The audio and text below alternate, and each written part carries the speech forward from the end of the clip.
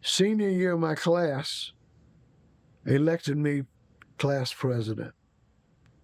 So one day while we were in homeroom class, the intercom buzzed. The teacher picked up the phone and said, "Lester."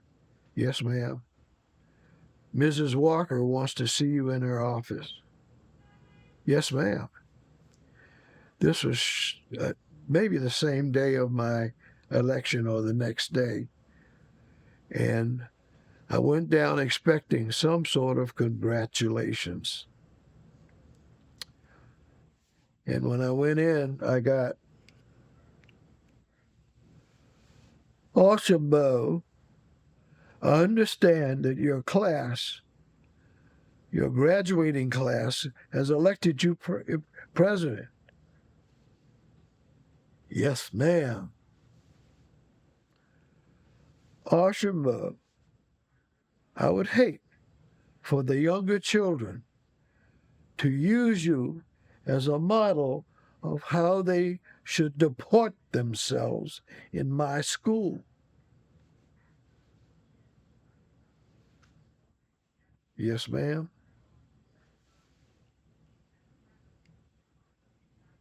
"Awesome, Bo.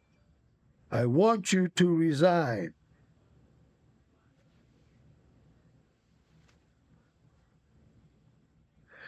"Mrs. Walker, on many occasions you have said before our class, before full school assemblies, that this is the brightest class that has ever matriculated in your school. Doesn't it stand to reason that the brightest class ever would pick the best president ever?"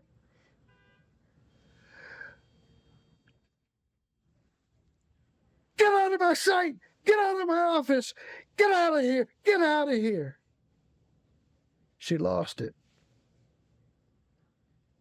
Her glasses didn't fall off, but she was upset, obviously.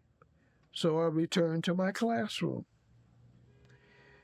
At break time, he said, "Well, what happened, Lester? What was that all about?" I said, "I thought she was going to congratulate me. And I didn't resign. And I made her mad." "Why?" "Because I said, this is the smartest class ever. By your own statement, doesn't it make sense that they made the smartest decision as to who should be their class president?" "You didn't." "Yes, I did." "And what'd she say?" "She just threw me out and didn't say any more." Never heard another word from a teacher or the principal. I didn't say anything to my mother about being class president because I didn't know if I was class president or not.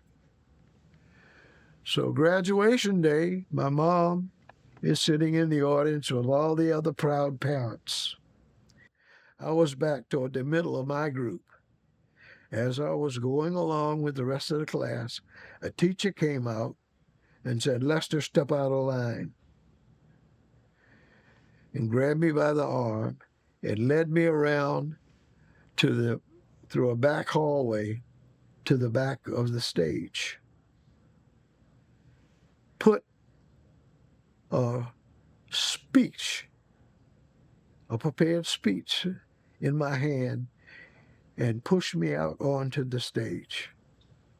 Now, I know every other class president got a chance to present their own little speech to say how much they enjoyed being there and how they look forward to the next challenge and, all that kind of crap, right? I had heard it from, every graduating class that preceded. And now, without telling me, you don't get a chance to make your speech. Here's your speech. I was upset.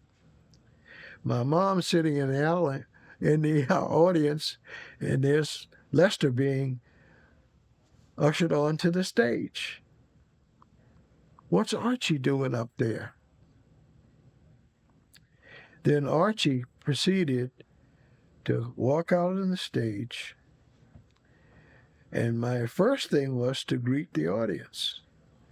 And I had this piece of paper, and I put it up so it was in front of my face partially, and looked at it like I couldn't see it, and said, "Welcome, parents, friends, honored guests, and faculty.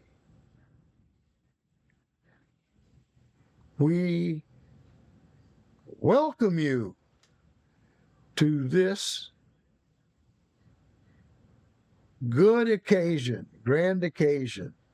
Anyway, everyone knew that I'd never seen this piece of paper before, or I was graduating unable to read. That was my revenge to be judged a complete doofus. How the hell is he graduating from this school? Meanwhile, my mother is mortified. Another embarrassment by her, what I consider a favorite son. And so I left the school on that sour note. My classmates were happy with me. They understood what was going on. The other parents saying, they're just befuddled. This kid can't even read. Right? And so I had a penchant for that. And it has lasted through marriage. I have improved immensely. Mira will like to take all credit for that since we've been married. She has rounded the rough edges. She had taught me to try to think ahead of consequences, because before I was willing to take the consequences because nothing really bad was going to happen to me because my mom had my back, because I didn't break any of her rules.